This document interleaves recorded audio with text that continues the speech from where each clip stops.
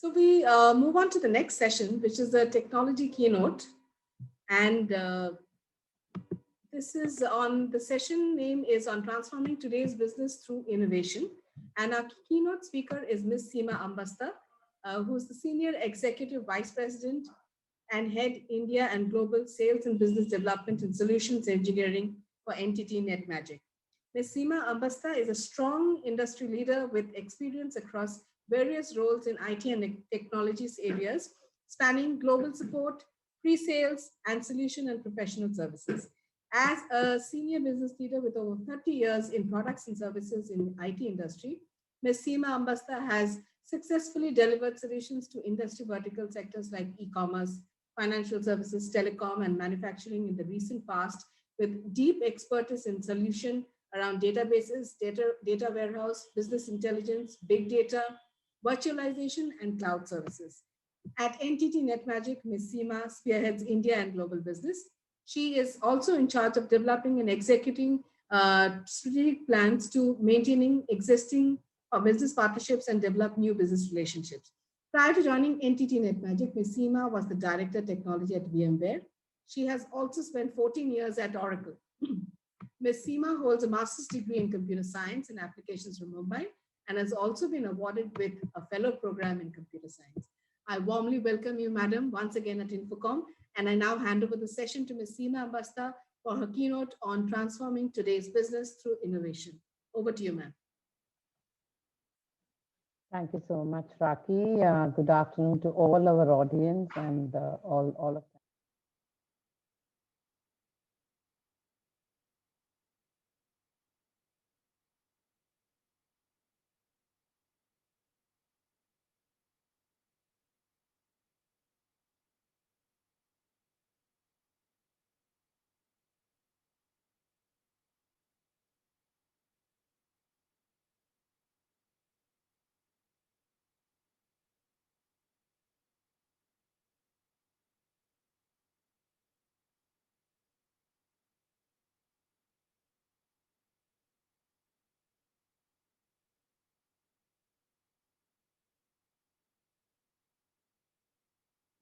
And Raki, any difficulty in hearing?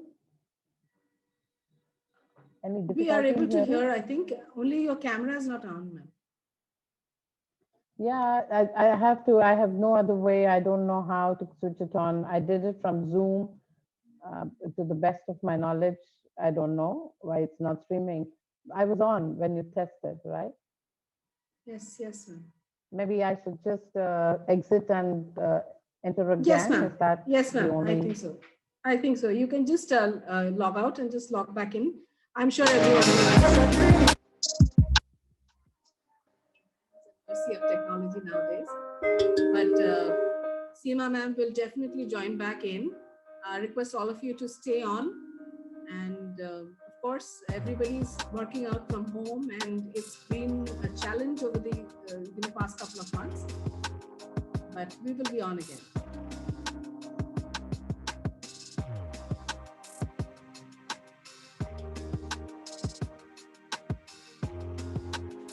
So while Seema ma'am joins back in, let's...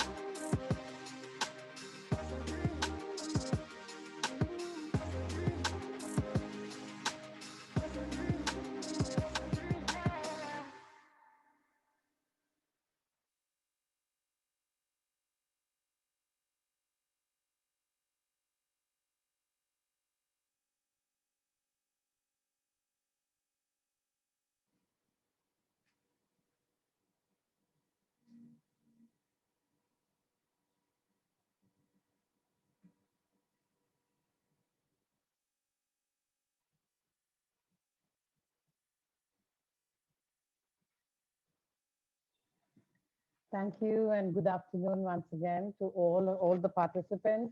I would much rather like to be live. I don't know. There's sorry for the inconvenience, right? May I have my PPT, please? Okay. Thank you so much. I will keep it very crisp and to about 20 minutes. I will talk a few things about what I mean. I think previous presenters have set a very good tone. I want to actually continue from where Nancy left. There was a beautiful message that she had brought about, very clearly saying what you need to do for trusted marketing, what you need to do from the leadership standpoint, what you need to do from the business transformation standpoint, right? So there are three dimensions of business that are seeing a fundamental change today, at least from what I see from my experience. One, of course, is the entire customer behavior. So there's a complete change in the customer behavior. There's complete change in employee behavior, as rightly told by Nancy. Many of us would like to have a choice of doing things the way we are now and also combine it the way we were doing before. And we want the freedom to be able to move between these two things, right? And we have well adapted ourselves to this change in the last 9 months. And I'm sure it has its own opportunities and challenges, but we have overcome them quite nicely. And I'm sure this new normal would take that forward, right? So that's one of the other things. Global supply chain is it's an interesting phenomena at the moment. We do see the drastic change and drift in the global the entire global supply chain process. So that's going to completely revamp and re-energize and revitalize and probably change the way we do business, the way we procure, the way we deploy, the way we operate, and also the way we bring it together for our customers. So that's going to be a drastic different step. Last but not the least is also the new competitions that you might see now. There's been so much of innovation. Let me just give you one little example. Probably it is easier. Take for example myself. How I used to do, my daily routine has changed to a great extent. One of the things I saw around in the last 6 months is to see the small businesses, the small shops, the small vendors, the little ones like the milk vendors and my vegetable vendors, my provision vendors. In last 6 months, while I changed myself to digital, one of the things I saw was how they suffered through for a couple of months. I called a couple of project students who were working with me, and I just kind of told them how can we bring about a small little change in their lives to ensure that they continue having their clientele without having to change their systems drastically, but take them to their clientele, right? One thing that I saw in these kids is they kind of developed the whole solution in about a month's time, just to keep the story very short because of this lack of time, in just about a month's time. And you won't believe by mid-May, we could take all of the ecosystem that was around where in the vicinity of where we stay, and also to a much greater part of the locality or the greater part of the city entirely, and make sure that these people could easily connect, transact, and also have an innovation way of logistics itself, right? All this happened basically because these two kids were never predisposed to anything. They had the greatest innovation idea. The team was innovation. They could really work with technologies without having a barrier. They were not predisposed to a lot of ideas. And they brought about whole innovation in that whole platform, right? The whole development took 1 month, deployment on cloud, highly scalable, absolutely fantastic. And one couple of them have now turned into an entrepreneur for this whole stuff. He has brought about nearly 20,000 vendors, I would say, smaller vendors and businesses together, the mom and pop shops together, and made sure that all of them can make a living without having to sacrifice their customer or their clientele, which is a great step forward. Actually, it is not very simple. It doesn't take, such a leap. It's not a mammoth effort if we think something can be done. And this could be done with just young minds, and that's what actually makes a whole difference. So the competition in terms of resources, in terms of skills, in terms of products, in terms of services, all the dimensions have changed. For example, even for ourselves, it has changed drastically. We have a whole lot of changes that we have brought about in our own, and that's what I would like to definitely talk in my next 15 minutes. Can we have the next slide, please? Yeah, so I did talk about it. So there are 3, 4 dimensions. One is the customer, the employee, and your whole supply chain. And based on that, there are 3 things. One, to remain relevant, make sure your cost of doing business is sustainable, and of course the efficiencies are very high. In this era, efficiency really is what matters to all of us, right? And I can cite to several examples of our own experience where we have seen just by increasing efficiency, though we kind of had to tweak a lot of things on the commercial to stay alive and make sure that our customers who are with us don't leave us. We have kind of we have kind of made sure that we tweak a lot of things, but we don't lose our own edge, or we can differentiate. We continue to differentiate, and we continue to remain relevant and efficient. I think that's the most important transformation that one needs to look at. So there are a couple of things, right? So all these things, what I kind of discussed about is making a point very clear that innovation, disruption, and probably the differentiation are very imperative to the modern business or today's business in this era of business. So it's very important to see what are the things that you can do from the technology standpoint that can really give you this real edge, right? The edge to remain relevant, the edge to remain competitive, and also to make sure that you're bringing about disruption that is relevant, that is pertinent, and that's something that's absolutely a need of the hour. Can we have the next slide, please? So there are a few things. As you embark on this journey of digital transformation, it's also digital transformation through technologies, and it's not a digital transformation just by word of digital. That's been on for a very long time.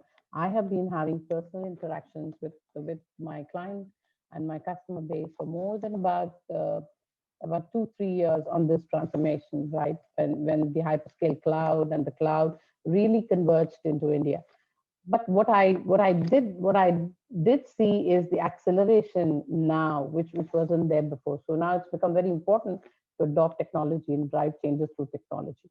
One of the other things which will also drive this need is 5G, right? As the adoption of 5G becomes more rampant within the country, the amount of technology that we will need to ensure that you take the content closer to the consumer, or you customize the content relevant to the consumer, becomes extremely important in this case. And without the help of technology, without ensuring that you lay the foundations for this technology, it's quite a bit of a task to make sure that your customer experience remains, you're engaging with them all the time. That they could easily disengage if you don't have that, right? Today we have changed the way we do business. We have changed the way we look at the world. We have changed the way we shop, the way we see entertainment. So it's very important to ensure that the adoption and the right amount of technology and right kind of technology adoption is in your roadmap as you embark along this journey. I won't talk so much about IoT because it's pretty much embedded in most of the things, and you don't see it, but it is there. But AI, ML, and multi-cloud has become probably the most important ingredient of the transformation journey. But I don't think this is still there in India, as I think one of the speakers rightly pointed out. Even the skill sets is so very I would say it's so small and it's so minimalistic. We don't have that available in India. We are still developing it. It probably take another 2, 3, 4 years before we get there. It's become a little difficult than in terms of adoption. But at the same time, there are enough tools, technologies that are there, which is easy to actually build this over a period of time, and it gives great value. So it's extremely important to choose the right platform, choose the right partner. It's about knowing your partner and choosing your partner, and making sure that your whole thing is laid on a proper roadmap. And it's not an overnight transformation. It pretty much doesn't happen, right? But it's definitely on an accelerated path, and it should now be a possible, it's a dream that can be, you can dare to dream and definitely look at getting it, becoming it, it fulfills itself. Can we have the next slide, please? So very quickly, we will talk about how to build resilient architectures for your transformation, maybe embracing of secure digital landscapes. It's very important as you move to digital, it's all the more important that you secure it, right? So security is a bedrock of this entire transformational journey. Then the growth of multi-cloud and its importance, and how do you really embrace multi-cloud? And I don't think any business in India, or for that matter, anywhere in the world, would just have a choice of one cloud for whatever various purposes. You still have to look at multiple clouds. Ensure that you have full visibility, because a cost of doing business on cloud is very different from how you do it on-prem. If you do not really measure it, look at your performance, your returns, you actually could be overspending, and it becomes quite, a formidable task later on to control it, right? With all the shadow IT and other things really in place. So it's an important aspect to have great visibility. And you can look at how we have tried to address all these four things for the market, and how we have done it innovatively without disrupting too much of your existing environment, but providing this to you as a service. Can we just roll to the next slide, please? The next one, if you can. Sorry. So I will talk about each aspect in terms of spending less and doing more. Many of these things are linked to consumption as a service as compared to just doing everything yourself. I think even Nancy said that pretty much in her presentation. There are few things that you could do yourself, but most of the things you'll have to ensure that you actually leverage what you have and which are matured both in terms of technology and applications, right, which are deployed. Can we go to the next slide, please? Next.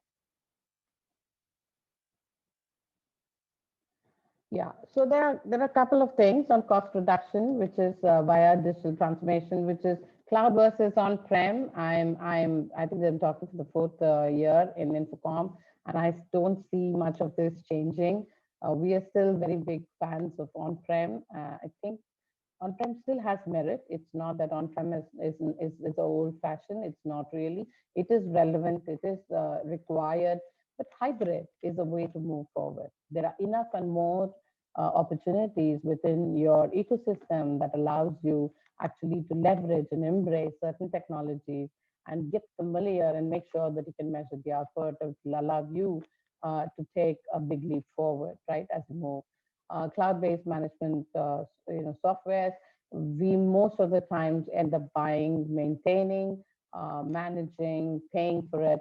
Instead, you could just pay as a service. One of the great examples, of course, is O365 or Google for that matter. You just have a truly pay for use kind of a stuff, and it does make a difference to the organizations. You can scale up and down rather quickly, right? Reskilling than and upskilling. So it's very important to look at your workforce on reskilling and upskilling. And that's what most of us have done. CSPs like ourselves, cloud service providers, we had a certain vision to market. And we had to drastically change that vision over the last 6 to 9 months. And all that we have done is spent a lot of time and effort in reskilling and upskilling our workforce to remain extremely relevant to the market. Otherwise, you just can't be doing business. Requiring an intelligent response. It's important to look at how do you really make this whole thing. So some of the things that people did was to have bots at the right places. So bot became a very important ingredient of your digital transformation, your digital journey, your digital outlook to your customer, and putting in a lot of intelligence into it and making sure that you're making a very intelligent response at all points in time. In all your customer touch points, right? It's an important aspect of your customer behavior, or tracking your customer behavior and responding intelligently to your customer behavior. Next one, please. Some examples.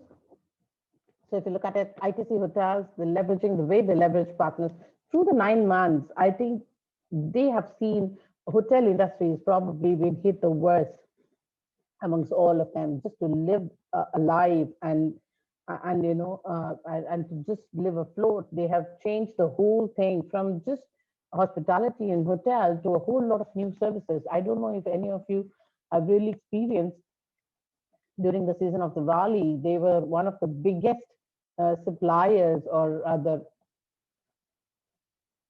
of all the of a whole lot of what do you call I would say like gifts and other things, right? So they just kind of switched and diversified and got a lot of new ideas in terms of how to just keep them kicking and going. Tata Steel, this is a great case study. This case study is publicly available and it's really good to read this case study. The location tracking, it existed, but there's a multi-location tracking which is done with so intelligently and so easily, so real time, that makes a whole lot of efficiency brought into that entire value chain or value of their supply chain, right? So that's a great example. So there's overall reduction that you could aim that could be quantified in last 6 to 9 months, which clearly tells you that digitally, if you were to transform yourself and adapt yourself, I wouldn't call it digital, you can call it any form of transformation, a technology oriented, technology valued, technology powered transformation, which helps companies, one, reduce overall cost of doing business, two, making sure the customer experience and customer behavior is tracked and responded intelligently. Number three, it's also the care of their employees and keeping them completely upskilled to be able to deliver that to their end customers, right? Next slide, please. Yeah, the next one. I'm just going to talk about resilient and robust infrastructures, which has been a concern. So when I talk to most of my prospects and customers, that comes, what is the choice for on-prem? On-prem is always resilient and robust. I kind of disagree to this, but I don't think that is the solution. Can you just roll to the next slide, please? Yeah, it's all about building this entire thing and using all of the best that is available around and making sure that it's highly scalable and it's just delivering the right cost to your business, right? At the right cost to your business. So it's about having the proper backup, making sure that you're moving to multi-service or into multi-cloud. Your disaster recovery is not a disaster insurance, but it is more of resilient infrastructure that is built. So the business resilience versus disaster recovery. I'm so averse to this idea of disaster recovery. Most of the times, disaster recovery can never get invoked, tested, or it doesn't even work when you want it to work. The best way to build this is to make sure that you have a business resilient infrastructure rather than a disaster recoverable infrastructure. So it's complete a change in paradigm in terms of how you look at technology. Of course, the whole model of hybrid, which is important, leverage what you have, but make sure that you can combine it with what is around and what is available, what is readily consumable, right? Wrap all this with technology, and wrapping them with a unified technology is all the more important. If you have different kind of technologies that are defining security on-prem versus what's on cloud, it's going to have huge amount of management overheads in terms of how you really look at it. And the cost of technology for managing this security can be prohibitive.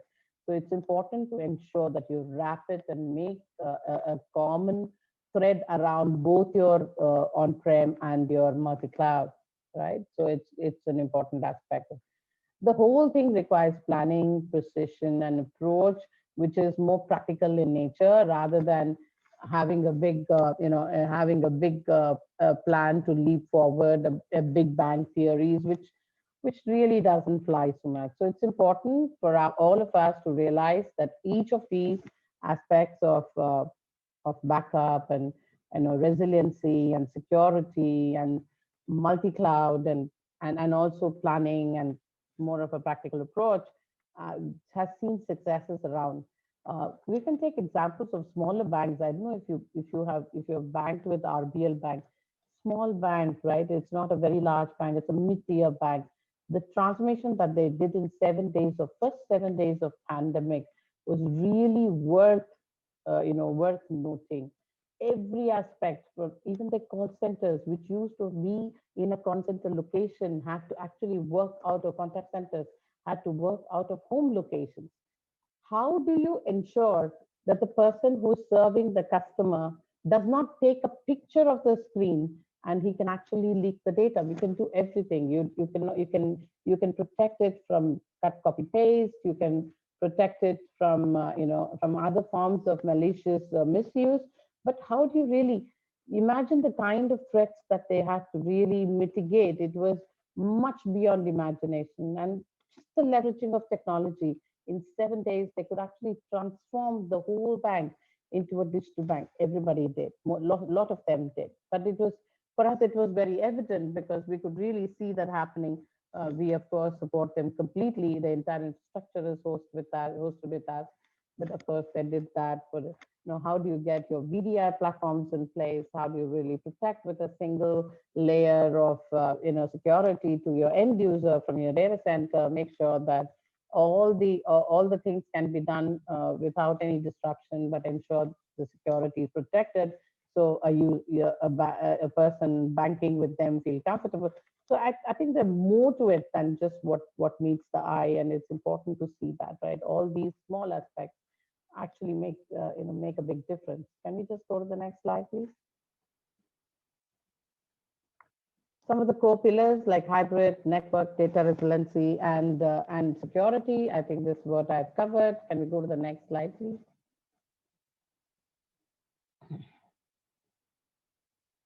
So quickly, in terms of hybrid cloud, I talked about the hybrid cloud. It's from planning to your how do you choose your services, to actually moving it, to having a proper decision making, and also integrating your legacy systems. If it is overnight change, definitely it's quite it's quite prohibitive. So you have to ensure that your existing systems are integrated. So approach having a hybrid is a lot more easier as compared to moving to cloud with any other strategy. Can we just have the next one, please?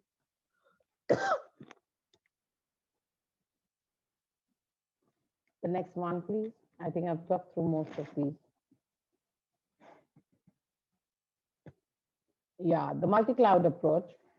So if you look at the multi-cloud approach, it clearly shows that all businesses, whether it is small, big, or medium, they will have more than 2 clouds in their environment. So that's the data point with which we really need to plan our whole journey as we move forward.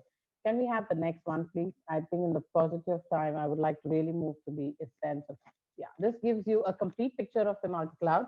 So one of the important things that you really need to choose is not just the multi-cloud for the purpose of multi-cloud, but unless you have a single pane of glass from where you can manage all of your multi-cloud, it does not make sense for you to actually move on to your overheads in terms of management can be manifold, right? Whether it is bare metal or you use hyperscale cloud, your on-prem cloud, your legacy systems, your co-located servers, all of these are wrapped with a single pane of glass, and that's what we provide. That's the value that entity tries to bring to the table to make sure that no matter what kind of implementation you have, you see all your assets on a single screen. So this is one of the very important essence of actually choosing platforms and partners on how you really move to your embark on your cloud journey. Next slide, please.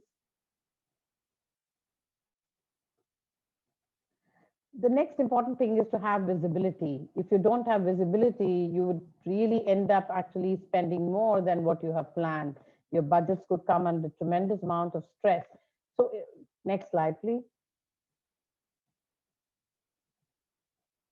Yeah, the most important thing is application performance and application performance management with visibility can actually make a lot of difference on how you really deploy, manage to the very last mile, right? That's your end user. So you can actually have insights in terms of cost. You can compare what kind of infrastructures you use. How do you cross-platform deploy it? How do you migrate it? And how do you actually plan which is the right kind of cloud that suits you for a particular application. So this is a continuous visibility into your application performance and cloud, which is actually powered by application performance management. Can we have the next slide, please? The whole cost optimization. So it helps you actually optimize cost along the entire life cycle of your cloud. Doesn't matter where it is, whether you use containers, you use just on-prem, VMware cloud, or you use off-prem, you use Azure, AWS, Google. It can be anything. So it just allows one single integrated layer, which gives you what is the performance, what kind of security deployed, what is the kind of cost, and which would have been what is a better combination of cost. And this is the most difficult thing to do in cloud environments, until you have a tool, a service that you can just simply leverage, which itself is secure, because it again should not be shipping data all over the place, which itself is secured. I think that is most important. Without taking anything away from any of these clouds, it can present a full picture to you all the time on a real-time basis, telling you whether you're really leveraging the power of cloud the way you should be doing it or not, right? So this is an important aspect of any cloud planning. Next slide, please. Just a few snapshots on what it looks like. Can we roll the slide ahead, please?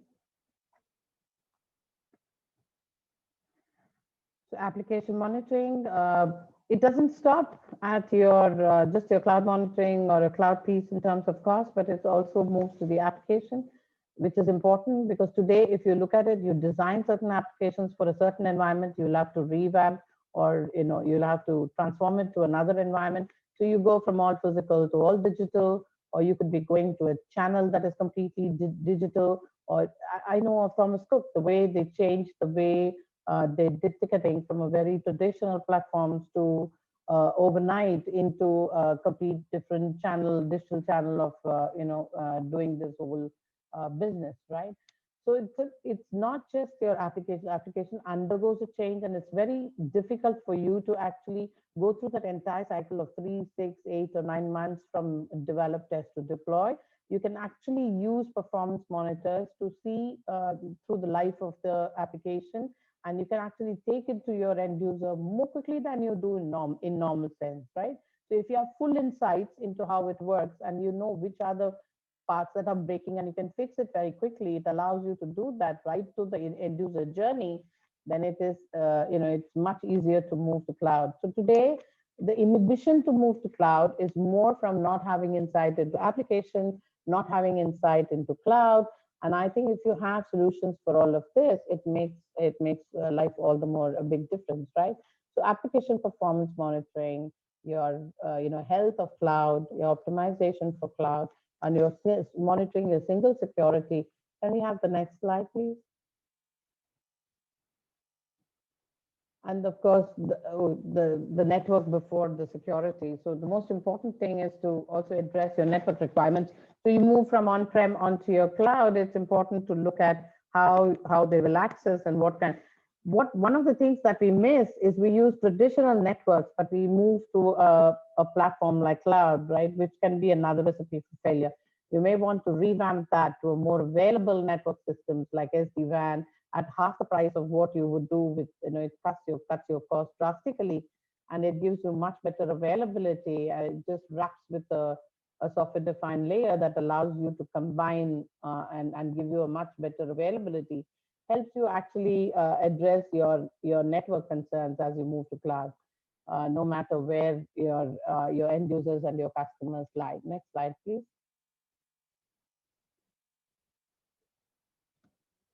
DRaaS, having your DR as a service. I think I've talked about it, so I'm not going to again repeat the same thing. Can we go to the next slide, please?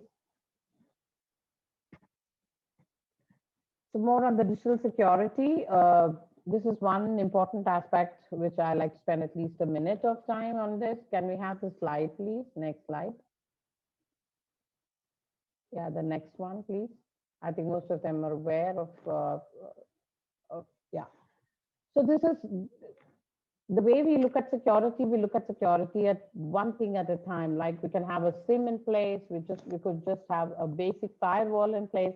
But when you look at the cloud, I think what's important is to look at the entire circle of security, which includes your basic security features, your firewalls, your protections, and the very advanced security like SOAR, so that you can do a proactive management, a proactive mitigation rather than a reactive mitigation. So some of the things that we do as part of security is to give you right from consulting to development to deployment to operation to manage remotely. Doesn't matter what clouds you use or combination of clouds you use, is to be able to leverage entire definition of security as a service, remotely deployed and managed for you. Next slide, please. So basically, a few things that I talked about. One, of course, is your hybrid cloud, your theory of hybrid cloud, your data resiliency that you bring in, your security that you wrap, and your monitoring and performance, and also optimization that helps you cut and manage your costs better. So all these are the solutions that we help, and we kind of help you turbocharge your whole journey to cloud. So I'm more than happy to take any questions if you have. I think we lost a few minutes in the beginning, and we also kind of have a paucity of time. There are other speakers waiting, so I would definitely like to conclude here. And I'm available on both LinkedIn as well as on Twitter. So I can just share the hashtag. Twitter hashtag is just #Seema. I'd be happy if you have to post any questions. I'm happy to handle and I'm happy to answer them. Thank you so much. Appreciate it.